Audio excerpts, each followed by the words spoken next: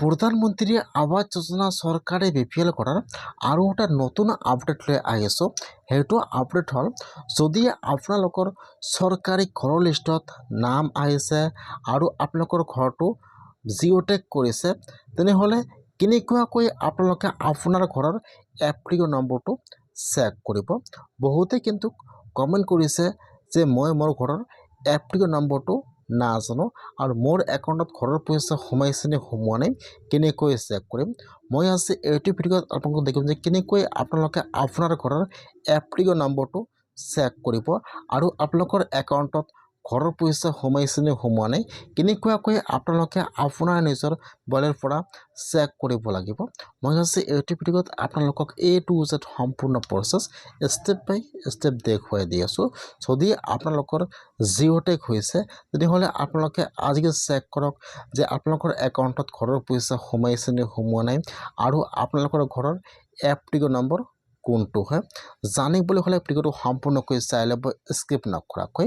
আৰু যদি আপোনালোকে মোৰ চেনেলত নিউ হয়, মোৰ চেনেলটো ছাবস্ক্ৰাইব কৰি ৰাখি দিব। এতিয়া আপোনালোকে ফাৰ্ষ্ট এইটো অপশ্যনত আহিব লাগিব pmayg.nic.in। মই কিন্তু আপোনাৰ সুবিধাৰ কাৰণে অপশ্যনৰ লিংকটো মোৰ ডেছক্ৰিপশ্যনত দি দিছোঁ। আপোনালোকে ডাইৰেক্ট ক্লিক কৰি ফাৰ্ষ্ট এইটো অপশ্যনত আহি যাব। যদি আপোনালোকে মোবাইলত অন কৰিছে, আপোনালোকে ফাৰ্ষ্ট ইয়াত আপোনাৰ ব্ৰাউজাৰটো ডেস্কটপ ছাইড কৰি ল'ব। এতিয়া কিন্তু এইটো হোম পেজ অ'পেন হৈ যাব এনেকুৱাকৈ।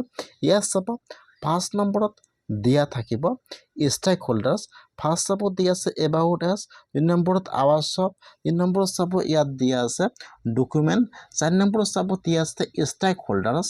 এতিয়া আপোনালোকে সেইটো অপশ্যনৰ ওপৰত ক্লিক কৰিব ষ্টেক হোল্ডাৰ্ছ। এতিয়া আপোনাৰ ওচৰত এইটো পেজ অ'পেন হৈ যাব। ইয়াত যদি 1 নম্বৰত আহি যাব IAY PMAYG বেনিফিচিয়াৰী। এতিয়া আপোনালোকে সেইটো অপশ্যনৰ ওপৰত ক্লিক কৰিব। এতিয়া কিন্তু আপোনাৰ ওচৰত আৰু এটা নিউ পেজ অ'পেন হৈ যাব এনেকুৱাকৈ।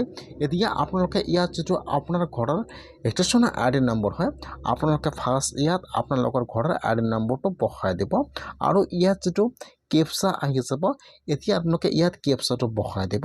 যদি আপোনালোকে আপোনাৰ ঘৰৰ ID নম্বৰটো নাজানে, তেনেহ'লে আপোনালোকে ঘৰৰ লিষ্টটো চেক কৰিব। তাত কিন্তু আপোনালোকৰ ID নম্বৰ দিয়া থাকিব। ID নম্বৰ বহাই দিব আৰু ইয়াত যিটো কেপচা দিয়া আছে কেপচাটো বহাই দিব। এতিয়া আপোনালোকে 4 মিনিটৰ ওপৰত ক্লিক কৰিব।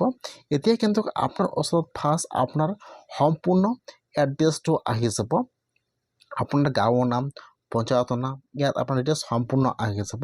তাৰপিছত তলত ইয়াত আপোনালোকৰ ফুল নেমটো আহি যাব, তলত ইয়াত আপোনাৰ জব কাৰ্ড নম্বৰ আহি যাব। এতিয়া আপোনালোকে একেবাৰে তলত আহি যাব। হোৱাৰ পিছত ইয়াত চাব দিয়া আছে এপ্লিকেশ্যন নম্বৰ। এইটো হৈছে কিন্তু আপোনালোকৰ ঘৰৰ এপ্লিকেশ্যন নম্বৰ।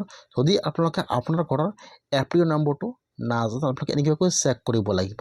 যদি আপোনালোকৰ ঘৰৰ এপ্লিকেশ্যন নম্বৰটো জেনেৰেট হৈছে, তেনেহ'লে কিন্তু আপোনালোকৰ একাউণ্টত ঘৰৰ পইচা সোমাই গৈছে। ইয়াত চাব আপোনালোকৰ একাউণ্টত কিমান তাৰিখে কিমান টকা সোমাইছে ইয়াত লিখা থাকিব সম্পূৰ্ণ এনেকুৱাকৈ। আপোনালোকে এনেকুৱাকৈ চেক কৰক আপোনালোকৰ এপ্লিকেশ্যন নম্বৰ আৰু আপোনালোকৰ একাউণ্টত ঘৰৰ পইচা সোমাইছে নে সোমোৱা নাই, আপোনালোকে এনেকুৱাকৈ চেক কৰক নিজৰ মোবাইলৰ পৰা।